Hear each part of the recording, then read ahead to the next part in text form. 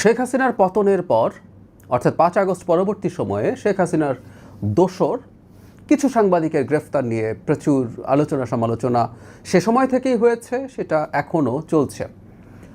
বর্তমান সরকার দায়িত্ব নেবার পর থেকেও এই আলাপটা নানা সময়ে নানাভাবে সামনে আসছে। আমি প্রতি মঙ্গলবার সরকারের হয়ে প্রেস ব্রিফিং করি, সেখানে প্রায় প্রতি সপ্তাহে এই প্রশ্নটা আসলে আসে, গতকালও এসেছিল। কিছু কথা বলা দরকার। এরও আগে ইনফ্যাক্ট প্রেস ফ্রিডম ডে যেটা ছিল সেখানেও একই কথাবার্তা আসলে এসছে, বিশেষ করে সংবাদপত্রের সাথে বা মিডিয়ার সাথে যারা জড়িত সম্পাদকরা, সংবাদপত্র বা সংবাদ মাধ্যমের মালিকেরা, সাংবাদিকরা এই আলাপটা সামনে আনেন। এখন আসলে আমাদের এই সরকারের অবস্থান কি সেটা একটু বলা দরকার, বা এই সাংবাদিকদেরকে আমরা আসলে কীভাবে দেখব, কোন পয়েন্টে আমরা তাদেরকে বিবেচনা করব, that is very important as well. মজার ব্যাপার, গতকাল আমার প্রেস ব্রিফিংয়ের পর আমি যথেষ্ট ব্যাখ্যা করেছি, কিন্তু যেটা হয় কিছু কিছু বাক্য নিয়ে ফটোকার্ড তৈরি করা হয় এবং পরে হয়তো কোথাও সেটার লিঙ্ক দেওয়া হয়, কিন্তু ফটোকার্ডের ভিত্তিতে আমরা অনেক রকম মন্তব্য করে ফেলি। যে সাংবাদিকরা গ্রেফতার হয়েছেন, কেউ কেউ মনে করছেন তাদের প্রতি আমি অনেক হার্শ, কেউ কেউ মনে করছেন আমি একেবারেই ঠিক করেছি, ইত্যাদি ইত্যাদি। কিন্তু আসলে বক্তব্যটা কী ছিল আমি সেটা একটু আমার এই চ্যানেলেও ক্ল্যারিফাই করে রাখি, সো দ্যাট এটা অনেকের কাছে রিচ করতে পারে। যে সাংবাদিকদেরকে গ্রেফতার করা হয়েছে তারা আদৌতে সাংবাদিক কিনা সেই প্রশ্ন আমরা অনেকে করি, এবং সেটার যৌক্তিক কারণও আছে। ওই সময় থেকে যে আলোচনাটা হচ্ছিল সেই আলোচনাটা ভ্যালিড গ্রাউন্ড আছে, যারা বিশেষ করে গ্রেফতারের বিরুদ্ধে দাঁড়িয়েছেন। সেটা হচ্ছে শুধু এই সাংবাদিক না, ৫ আগস্ট পরবর্তী সময়ে নানা সেক্টরে শেখ হাসিনার দোসর যারা ছিলেন, ব্যবসায়ী বা এই ধরনের মানুষ, তাদের প্রায় সবাইকে কমনলি নির্দিষ্ট বা স্পেসিফিক কোনো হত্যা মামলায়, মানে কোথাও কোনো একজন ব্যক্তিকে হত্যা করা হয়েছে জুলাইয়ে আন্দোলনের সময়, তার হত্যা মামলার আসামি হিসেবে গ্রেফতার করা হয়েছে বা গ্রেফতার দেখানো হয়েছে। এটা নিয়ে মূল সমস্যাটা শুরু। অনেক ব্যক্তি আছেন যাদের নানা রকম ক্রাইম আছে, সেটা থাকার পরও অনেকেই বা আমরা প্রায় সবাই বিশ্বাস করি যে এই অপরাধটা তিনি কি অন্তত করেননি। ফলে যে মামলাটা হলো সেই মামলাটা হওয়ার বিরুদ্ধে আলাপ হয়েছে, এবং এই ধরনের মামলা করার মাধ্যমে আদতে এই বিচার প্রক্রিয়াটাকে প্রশ্নের মুখে ফেলা হচ্ছে কিনা সেই আলাপটা ক্রমাগত চলেছে। আমার নিজের অবস্থানের কথাও বলেছি। এখন যে সাংবাদিকরা এসছে তাদের প্রসঙ্গে যদি বলি, আমি একটা বাক্য গতকাল ব্যবহার করেছি, অনেকে সেটা নিয়ে খুবই ক্ষোভ উষ্মা প্রকাশ করেছে, এটা আমার ব্যক্তিগত মতামত। যেই সাংবাদিকদেরকে গ্রেফতার করা হয়েছে এবং তাদেরকে খুনের মতো অপরাধে, স্পেসিফিক খুনের মতো অপরাধে অভিযোগে গ্রেফতার করা হয়েছে, আমি বলেছি যে এদের কারো কারো অপরাধ খুনের চেয়েও বড়। আমি কথাটা ব্যক্তিগতভাবে বিশ্বাস করি।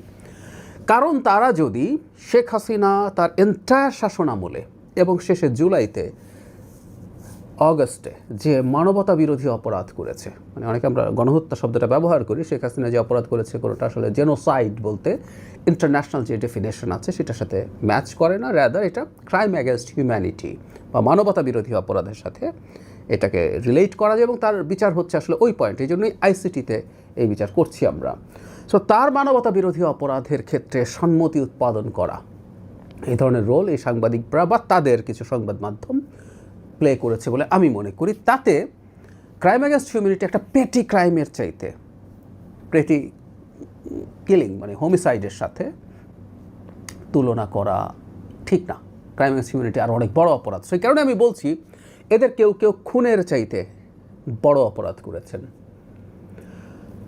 ইতিহাসে অন্তত দুবার আমরা যখন জেনোসাইড নিয়ে বিচার হয়েছে, নুরেমবার্গ ট্রায়াল বা রুয়ান্ডা জেনোসাইডের পর যে ট্রাইব্যুনাল হয়েছে, সেখানেও এই জেনোসাইডগুলোকে ন্যারেটিভ তৈরি করা, এগুলোকে অ্যাস্টাবলিশ করা, সেটার জন্য মিডিয়া ট্রায়ালের আন্ডারে এনেছেন। ব্যক্তি ওই মিডিয়ার সাথে রিলেটেড তাদেরকেও ট্রায়ালের আন্ডারে আনার ইতিহাস আছে। সুতরাং মানবতা বিরোধী অপরাধকে লেজিটিমাইজ করার চেষ্টা, তাকে বৈধতা দেওয়ার যে চেষ্টা আছে, সেটা যারা করবেন তাদের বিরুদ্ধে এই ধরনের অপরাধের অভিযোগ আনা যেতে পারে। তারা সেটা তাদেরকে কনভিক্ট করা যাবে কি না সেটা আরেক আলোচনা, সেটা বিচারিক ব্যাপার। সুতরাং আমার ব্যক্তিগত মত, কারো কারো অপরাধ এর চেয়েও বড় যদি তারা এই ধরনের অপরাধ মানে ক্রাইম অ্যাগেন্স্ট হিউম্যানিটির সাথে যুক্ত থাকেন। কিন্তু এখানে একটা কিন্তু আছে, সেটা হলো একটা বিচার যখন হবে, একটা আদালত যখন একটা কেস করবে, আদালতে কেউ যখন কেস করবে, সেটা সারবস্তু থাকতে হবে। সো যিনি ক্রাইম অ্যাগেনস্ট হিউম্যানিটিতে অভিযুক্ত হতে পারেন, কিন্তু তিনি আবার একটা পেটি কিলিংয়ে অভিযুক্ত নাও হতে পারেন। সো সমস্যাটা আসলে এই জায়গায় হয়েছে। এই সাংবাদিকদেরকেও আদতে ওই ধরনের খুনের মামলায় আসামি করা হয়েছে এবং আটক রাখা হয়েছে। এটা নিয়েই শোরগোল, এবং এটার মাধ্যমেই আসলে বিচারিক প্রক্রিয়া নিয়ে প্রশ্ন ওঠার অবকাশ তৈরি হয়েছে। সরকার কি করতে পারে, এটা রিপিটেডলি এই প্রশ্নটা আসে। আমি নিজে তথ্য মন্ত্রণালয়ের সাথে সংযুক্ত আছি, এমনকি মাননীয় প্রধানমন্ত্রী যখন নিউজ পেপার ওনার্স অ্যাসোসিয়েশন বা নোয়াবের প্রতিনিধিদের সাথে যখন কথা বলেন, সেই কথা বলার সময়ও এই আলাপটা তারা সম্পাদক মালিক পক্ষ তুলেছেন, এবং মাননীয় প্রধানমন্ত্রী সেটার তালিকা চেয়েছেন, এবং তিনি এই ব্যাপারে সরকারের পক্ষে যতটা সম্ভব সেটা করবেন। এই কথাটা বলার কারণ আছে, এনারা একটা বিচারিক প্রক্রিয়ার মধ্যে আছেন। এই বিচারিক প্রক্রিয়ার মধ্যে যখন থাকেন, এখানে বিচার বিভাগের ইনভলভমেন্ট আছে। সরকার চাইলেই মামলা তুলে ফেলা বা তাদেরকে মুক্তি দিয়ে দেওয়া এগুলো এত সহজ না, কিন্তু সরকারের দিক থেকে বিচার বিভাগের সাথে কোলাবোরেট করে যতটুকু করা সম্ভব সরকার এই ধরনের চেষ্টার আশ্বাস মাননীয় প্রধানমন্ত্রী নিজেই দিয়েছেন, এবং এই সাংবাদিকদের স্বার্থ দেখার খানিকটা দায়িত্ব যেহেতু তথ্য মন্ত্রণালয়ের আছে, সেই মন্ত্রণালয়ের পক্ষ থেকেও মাননীয় মন্ত্রী এই ব্যাপারে আশ্বাস দিয়েছে যে সরকারের দিক থেকে যতটা সম্ভব সেটা করা হবে। তাহলে এটাই হলো আসলে মূল অবস্থান।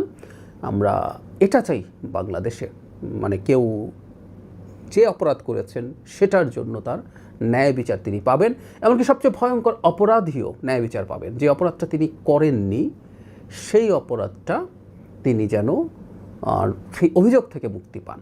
আর আরেকটা আলাপটা আসলে হচ্ছে, সেটা হলো যে অভিযোগ মুক্তিরও আগে তাদের অন্তত জামিনের ব্যাপারে কথাবার্তা চলে, সেগুলো যদি আদালত সন্তুষ্ট হয় সেটা তারা পেতে পারেন। এই ধরনের আলোচনা আছে, এবং সরকার এই সব ক্ষেত্রে এটাকে ফ্যাসিলিটেট করার চেষ্টা করবে।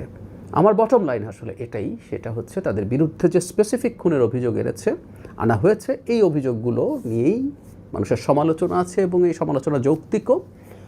সেটার ভিত্তিতেই আসলে চিন্তা বা ব্যবস্থা করা চেষ্টা সরকার করবে। কিন্তু আমি ব্যক্তিগতভাবে আবারও বলছি, আমি মনে করি একটা খুনের চাইতে কারো কারো অপরাধ তারা কেউ এই শেখ হাসিনার এই দানবীয় হয়ে ওঠার যে প্রবণতা হয়েছে, বর্বর হয়ে ওঠার যে প্রবণতা হয়েছে, ফ্যাসিস্ট থেকে ক্রমাগত মাফিয়া হয়ে উঠেছেন, যে মানুষকে ইন এনি ফর্ম মানে ক্রাইম অ্যাগেনস্ট হিউম্যানিটি বা মানবতা বিরোধী অপরাধের মাধ্যমে মানুষকে দমন করে যে ক্ষমতায় থেকেছেন, তার ন্যারেটিভ তৈরি করেছেন অনেকে, এবং সেই সহযোগী হওয়া বিচারযোগ্য বলে আমি ব্যক্তিগতভাবে মনে করি। এবং এই কারণেই তাদের একটা পেটি খুনের চাইতে তাদের অপরাধ অনেক বেশি।